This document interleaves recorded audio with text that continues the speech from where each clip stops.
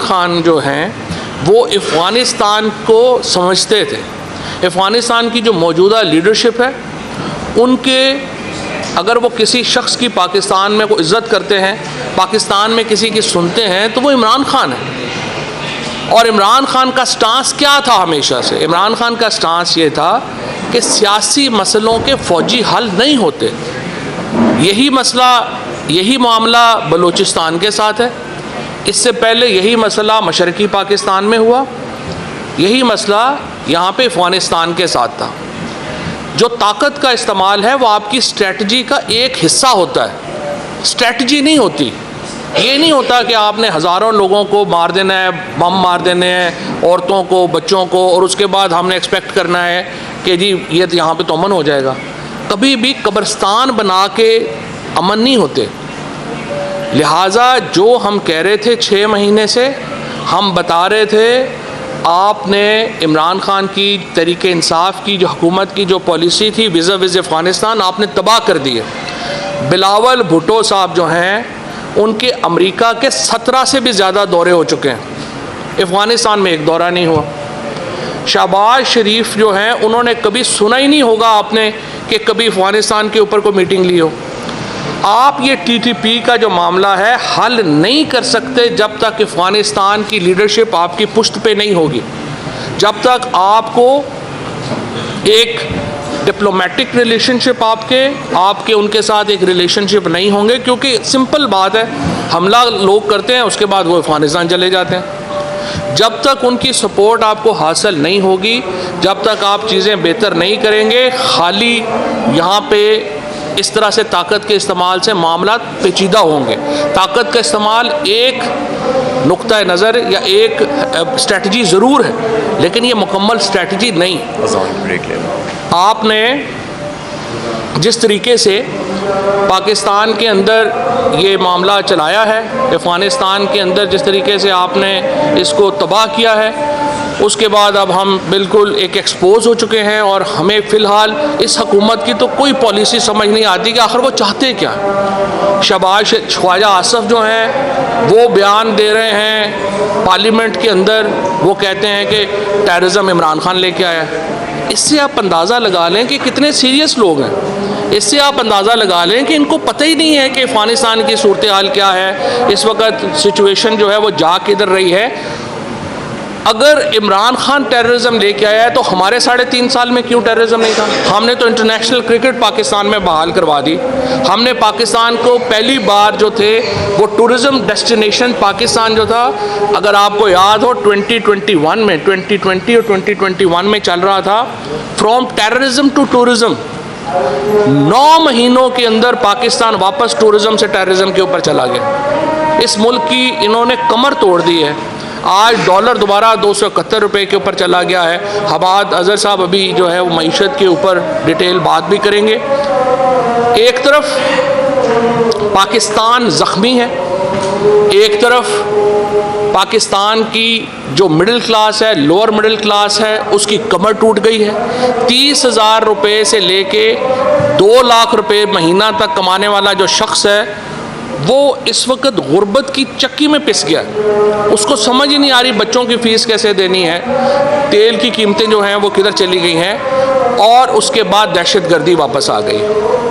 अब जब इस कदर सूरत हाल आपकी गंभीर है तो बजाय इसके कि आप पॉलिटिकल फोर्सेस इदारे बैठें और कुछ सलूशन की तरफ जाएं, आपने गिरफ्तारियां शुरू कर दी। पहले मुझे गिरफ़्तार किया गया, सबसे पहले शहबाज गिल को जो है यहाँ पे गिरफ़्तार किया गया, फिर आज़म सवाती को गिरफ़्तार किया गया, फिर मुझे गिरफ़्तार किया गया। अब रात को जो है आपने इमरान रियाज को, शेख रशीद साहब को गिरफ़्तार कर लिया है। और जो शंदाना है उनके ऊपर आपने पर्चा काट दिया। अब आप मुझे बताएं, पाकिस्तान जो है वो इस वक्त इस तकसीम का मुतहम्मिल हो सकता है? हरगिज़। इस चीज़ से तो जो आपकी एक नए ऑफेंसेस जो हैं वो क्रिएट किए जा रहे हैं। पहले जनाब अपना वो था कि तौहीन हुकूमत एक गद्दारी है, फिर पता चला जी तौहीन इलेक्शन कमीशन भी गद्दारी है, फिर तौहीन जो जनरल साहबान है वो भी गद्दारी है, फिर जी तौहीन फलाना भी जो है वो गद्दारी है। अगर पूरा मुल्क गद्दार है, मैंने कल भी ये सवाल रखा था कि अगर जेहलम का एमएनए और मियांवाली का एमएनए गद्दार है तो फिर मुझे बताएं पाकिस्तान का वफादार यहाँ पे कौन है? अगर सबसे ज़्यादा लोग जो इस वक्त फ़ौज के अंदर जो शहादतें होती हैं वो तो मेरे लोगों की होती हैं। हम जो तहसील पिंडादन खान के जेहलम के लोग हैं, हम दफनाते हैं अपने बच्चों को। मियांवाली में इमरान खान एमएनए है, वहाँ से सरगोदा से, ये रीजन सारे की सारी यही रीजन जो है फ़ौज हमसे अलहदा कैसे हो सकती है? फ़ौज से हमारी या इदारों से हमारी जो है वो झगड़ा कैसे हो सकता है? हम इदारों से है, इदारे हमसे हैं। हमें सिर्फ ये समझ नहीं आ रही है, ये जो मरियम नवाज़ और ये नवाज़ शरीफ की जो, मैं सिर्फ ये कहता हूँ इदारों से, आपने ये नवाज़ शरीफ, जरदारी, फजलुर रहमान का इतना बोझ ना उठाएं कि आपकी कमर ही उसमें जो है उसमें दोरी हो जाए। आपने इन नालायक, नाअहल और अहमक हुक्मरानों का और करप्ट हुक्मरानों का इतना बोझ उठाया है कि आपकी कमर दोरी हो गई। और इस वक्त नवाज़ शरीफ साहब जो हैं वो लंदन बैठे हैं, बच्चे उनके लंदन बैठे हैं, पैसे सारे उनके लंदन हैं। शहबाज शरीफ साहब वो लंदन बैठे हैं और यहाँ पे डमी हुकूमतें बना दी गई हैं खैबर पख्तूनख्वा में और पंजाब में। आइन क्या कहता है? 90 दिन के अंदर आपने इलेक्शन करवाने हैं।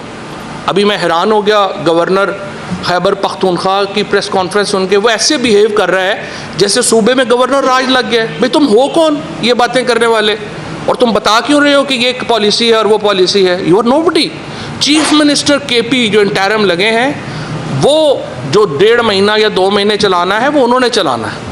और पंजाब में ऐसी काबीना लगाई गई है जिनको घर वाले भी नहीं जानते ये कौन है। जो लोग घर से अपने मोहल्ले से काउंसलर इलेक्ट नहीं हो सकता वो वज़ीर आला है, और वो चाहता ये है कि मेरा इक़्तिदार ही ख़त्म ना हो। जो इस वक्त पंजाब की काबीना में लोग बैठे हुए हैं, उनको अपने घर वाले दोबारा सालन देने को दूसरी प्लेट मांगे ना, वो मुंह थप्पड़ मारते, तुम हो कौन? इनको आपने वज़ीर लगा दिए। और अब आपकी ख्वाहिश ये है मासूम सी कि ये वज़ीर आला, ये डमी जो इम्पोज किया गया है, और इसकी काबीना वो हम पे हुक्मरानी करे। और अब उनको भी बात करेंगे तो आपको तौहीने जनाब अपना वज़ीर आला का नोटिस आ जाएगा। जिस तरीके से 90 दिन के बाद 91st डे होता है और पाकिस्तान में इलेक्शन नहीं होते, पाकिस्तान में आइन को ख़त्म तस्वर किया जाएगा। जो अदालत, देखिए मैंने उस दिन भी ये बात कही थी, मैं धमकी वमकी नहीं दे रहा, हम तो धमकी दे ही नहीं सकते। मैं आपको ज़माने की जो मैंने देखा है, जो किताबों में लिखा है, जो आपने पढ़ा है, वो एक बड़ी सिंपल सा असूल है। वक्त एक सा नहीं रहता। वो जब मामूनुर रशीद ने अपने वज़ीर को कहा कि मुझे कोई ऐसी नसीहत करो कि अच्छे वक्त में भी मैं देखूं तो उससे मुझे सबक हो और बुरे वक्त में भी देखूं तो मुझे उससे सबक हो, तो उसने उसको अंगूठी दी जिसके अंदर लिखा हुआ था ये वक्त भी गुज़र जाएगा, ये वक्त भी गुज़र जाएगा। मैंने बड़े बड़े ताकतवर जो हुक्मरान हैं, बड़े बड़े ताकतवर लोग जो हैं ना, उनको मैंने देखा है कि वो चंद दिनों में उनको पता चला कि हमारी ताकत ही नहीं रही। ये तो रेत की तरह होती है ताकत, जब मुट्ठी से रेत फिसलना शुरू हो जाए पता भी नहीं चलता। मैंने ये अर्ज़ किया है, ये जो भी जजेस के पास भी जब ये मुकदमा है, उनके पास 2 ऑप्शंस हैं, या उन्होंने जस्टिस मुनीर बनना है या उन्होंने पाकिस्तान की आइन की हिफाजत करनी है। जो जज भी 90 दिनों से आगे जाने की बात करेगा वो पाकिस्तान की आइन शिकनी का मुर्तकिब होगा।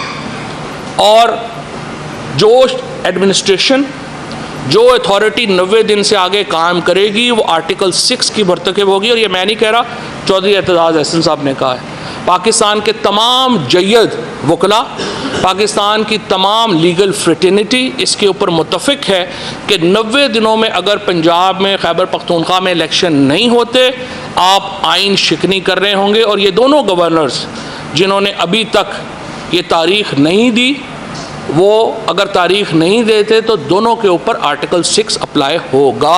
और मौजूदा हुकूमतों में लोग जो शामिल हैं, अगर वो 90 दिन के बाद 91st डे कोई चीज़ साइन करेंगे, वो आर्टिकल 6 के मुर्तकिब होंगे।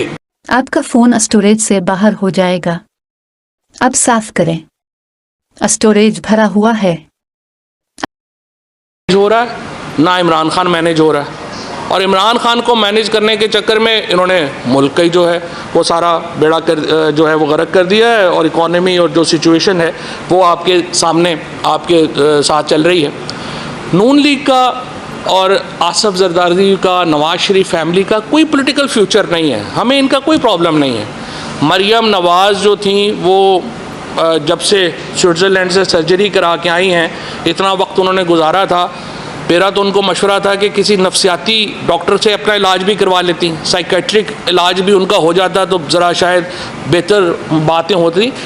शरीफ फैमिली का कोई फ्यूचर नहीं है पाकिस्तान में। ये आखिरी 3 महीने 4 महीने वो गुजार लें, जरदारी साहब भी 3 महीने 4 महीने गुजार लें, जब भी हुकूमत आएगी तहरीक इंसाफ की, नई अपोजिशन जन्म लेगी।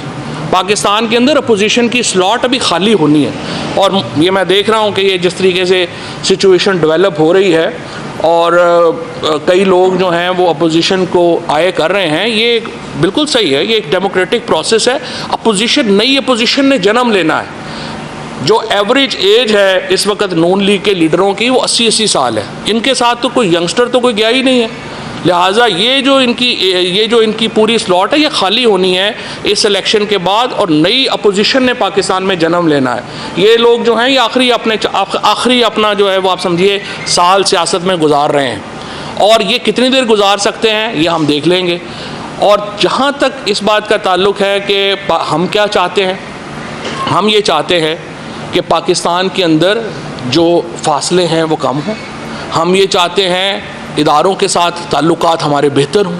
हम चाहते हैं कि पाकिस्तान को हम एक मुस्तहकम आइनी ममलिकत की तरफ लेके चलें। हम ये चाहते हैं पाकिस्तान में इंसानी हकूक़ का एहतराम हो। हम ये चाहते हैं पाकिस्तान में आइन के मुताबिक इंतखाबात का इनाकाद हो, और इंतखाबात के अलावा पाकिस्तान में हल कोई नहीं किसी के पास। आप जो मर्ज़ी कर लें, आपको इंतखाबात कराने पड़ने हैं। फ़र्क सिर्फ ये है कि आपने ये देखना है, आपने ज़्यादा नुकसान करके इलेक्शन करवाने हैं, आपने कम नुकसान करके इलेक्शन करवाने हैं। आपको इलेक्शन जो है वो बाहर सूरत करवाने पड़ेंगे। हमाद अज़हर साहब से मैं रिक्वेस्ट करूँगा कि आप इकॉनमी का।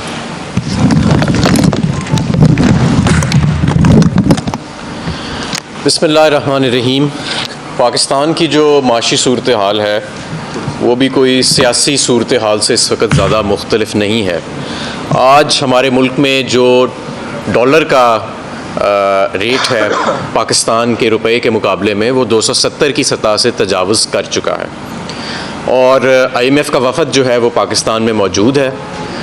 लेकिन IMF के प्रोग्राम के अलावा भी बहुत सारे इक़दाम हैं जो लेने वाले हैं।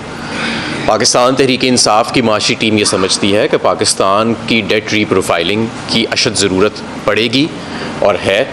इसके अलावा ये हमारा IMF प्रोग्राम जून में ख़त्म होने को है, और अगले साल भी कोई 30 से 35 अरब डॉलर के डेट सर्विसिंग और प्रिंसिपल रीपेमेंट जो है वो ड्यू है, जिसके फाइनेंशियल इन्फ्लोज़ PDM की हुकूमत जो है वो उसका बंदोबस्त करती नज़र नहीं आ रही। लिहाजा एक और नया IMF का प्रोग्राम जो है वो भी निगोशिएट करने की ज़रूरत है, और वो जाहिर है कि कोई मुंतखब हुकूमत करेगी जिसका रनवे जो है वो अगले 3 साल के लिए है। मैं आपको एक और बात ये बताना चाहता हूँ, और ये बहुत अहम बात है, कि पाकिस्तान में खाने पीने की अशिया की जो बढ़ने की रफ्तार है वो 45% है इस वक्त, जो लेटेस्ट डेटा आया। अब आप देखें कि आटे की कीमत कहाँ पहुँच चुकी है, चिकन की कीमत कहाँ पहुँच चुकी है, सब्ज़ियों की कीमतें कहाँ पहुँच चुकी हैं, दालों की, घी की कीमत कहाँ पहुँच चुकी है, और ये मज़ीद बढ़ने का भी अंदेशा है, क्योंकि जो आपका रुपया 80 से 90 रुपये सिर्फ ये इन 9 माह में डीवैल्यू हुआ है, और अभी हालिया चंद दिनों में 40 रुपये के करीब डीवैल्यूएशन आई है। इसका असर 2 माह के बाद आना है, जो कंसाइनमेंट्स आपकी 2 माह के बाद आ रही हैं। तो ये आपका जो इस वक्त पूरे मुल्क का जो अफरात ज़र है, जिसमें फ़ूड आइटम्स के अलावा भी चीज़ें शामिल हैं, वो 27% है, वो बढ़ के और 35 से 40% तक चला जाएगा, जो पाकिस्तान की तारीख़ की बुलंद तरीन सतह है। और खुदा न खास्ता हम कहीं हाइपर इन्फ्लेशन के लूप में ना आ जाएँ। हाइपर इन्फ्लेशन का जो लूप है वो माशी माहिरीन समझते हैं, और जो फाइनेंशियल लोग मेरी बात सुन रहे हैं वो समझते हैं कि हाइपर इन्फ्लेशन का जो लूप है वो एक बड़ा ख़तरनाक लूप होता है, और अल्लाह करे वो आज तक पहले पाकिस्तान में नहीं आया, और अल्लाह करे कि वो हम दोबारा उस लूप के अंदर बाकी ममालिक की तरह ना आ जाए।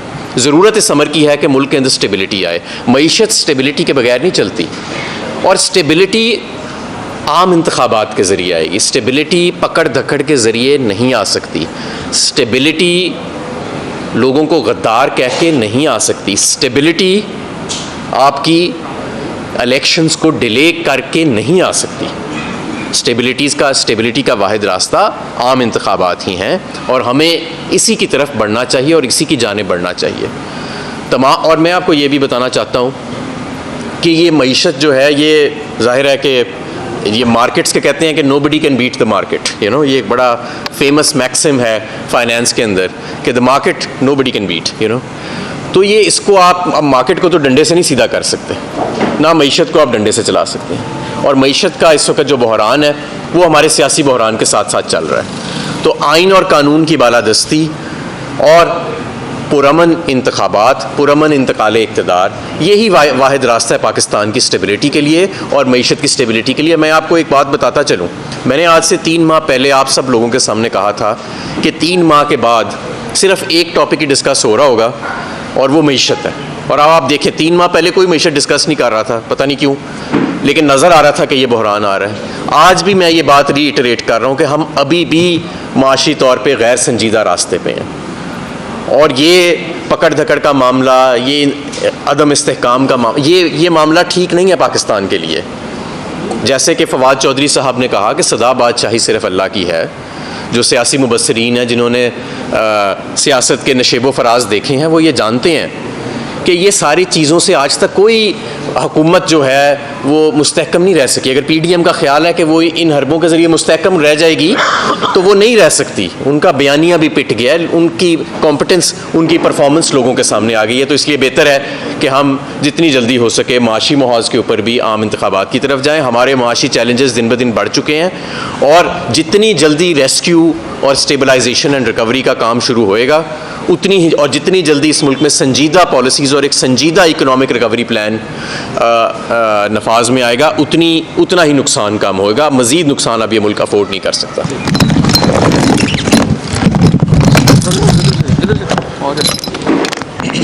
बिस्मिल्लाहिर्रहमानिर्रहीम। जैसा कि सबसे पहले मैं दहशतगर्दी पे बात करूँगा। जो रिसेंटली आपने देखा जो वाक़या हुआ, जो दिलखराश वाक़या था, जो हमारे बहादुर खैबर पख्तूनख्वा के पुलिस के जवान और अफसरान के साथ हुआ, दिल दहला देने वाला वाक़या है। पहले भी खैबर पख्तूनख्वा ने सबसे ज़्यादा कुर्बानी दी क्योंकि वो फ्रंट लाइन पे है।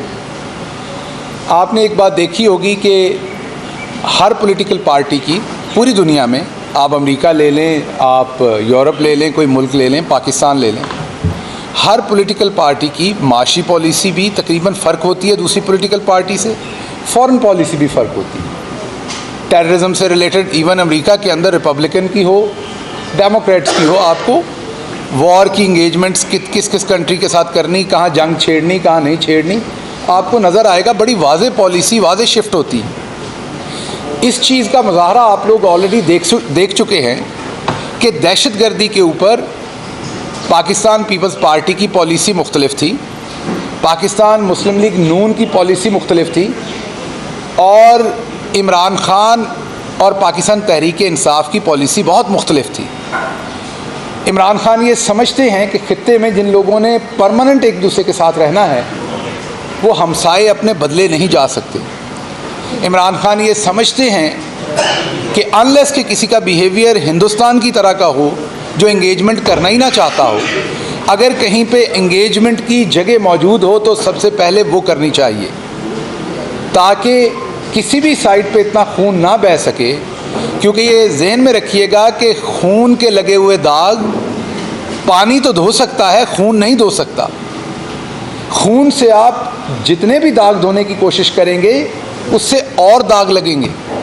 तो इमरान ख़ान हमेशा इंगेजमेंट की पॉलिसी पे बात करना चाहते थे, लेकिन उससे हुआ क्या, इमरान ख़ान साहब को एब्सोल्युटली नॉट कहने पे घर जाना पड़ा।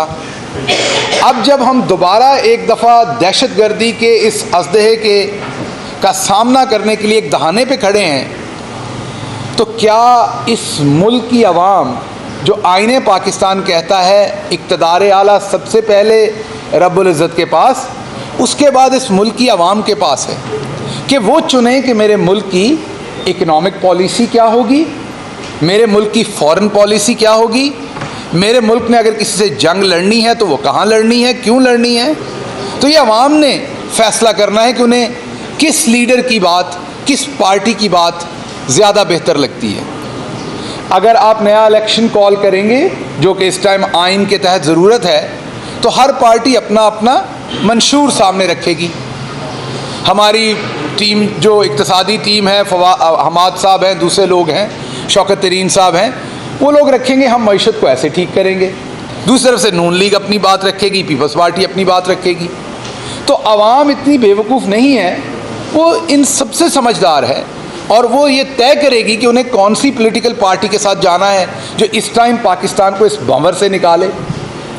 उसके बाद इसी तरीके से टेररिज्म की पॉलिसी इमरान खान की देख चुके हैं, इनकी भी देख चुके हैं। तो आवाम को मौका दें, वो किसकी पॉलिसी को अपनाना चाहते हैं, वो किसकी पॉलिसी को इम्प्लीमेंट करना चाहते हैं। अगर आज खैबर पख्तूनख्वा के लोग परेशान हैं तो उनको मौका दीजिए अपनी बात करने का। वो मेरे हिसाब से तो वो मेरे से भी ज़्यादा वफादार हैं, क्योंकि हर पाकिस्तानी दूसरे पाकिस्तानी से अपने मुल्क के लिए बढ़ के वफादार है। अभी मैं कैद था या फवाद चौधरी, तो जो वहाँ पर हमारे दोस्त थे, रांझा साहब हों या नवाज साहब हों, हमारे न्यूयॉर्क के प्रेसिडेंट, जिस तरीके से वो वहाँ परेशान थे, या मुल्क में सैलाब आया था तब जब वो परेशान थे, या जब हमारे बहादुर अफवाज का कोई सिपाही हो या ऑफिसर हो, जब वो शहीद होता है टेररिज्म में, तो बाहर जब जिस तरीके से लोग परेशान होते हैं, तो हर पाकिस्तानी जो है वो मुहिब वतन है। तो लोगों को एक तो मौका दीजिए कि वो चूज़ कर सकें कि उन्होंने किस स्ट्रेटजी पे पाकिस्तान ने आगे बढ़ना है, टेररिज्म पे कौन सी पॉलिसी आगे बढ़नी है। दूसरी बात, माशी बात बहुत डिटेल में हमाद साहब ने कर दी, मैं सिर्फ सादा बात करूँगा कि आप किसी सोसाइटी में प्लॉट लेते हैं ना, अगर उसकी हवा गलत निकल जाए कि इसके रेट डाउन हो रहे हैं, तो आप रातों रात बेचने की कोशिश करते हैं।